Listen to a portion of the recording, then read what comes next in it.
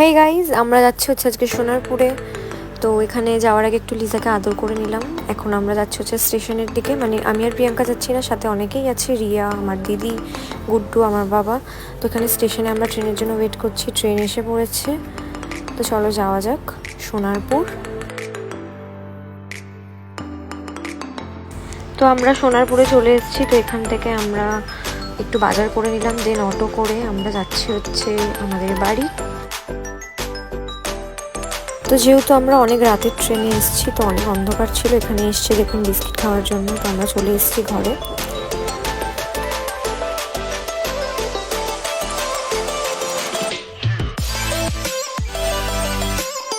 তারপর আমরা টালিগঞ্জ থেকে রুটি তরকারি কিনে নিয়েছিলাম, সেটা দিয়ে ডিনার করলাম। দেন বাসন মাজতে হলে সবাই মিলে আমরা বাসন মাজলাম।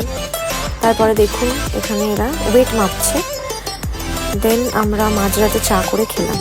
তো এখানেই আমার ব্লগটা শেষ করছি। টাটা সবাইকে।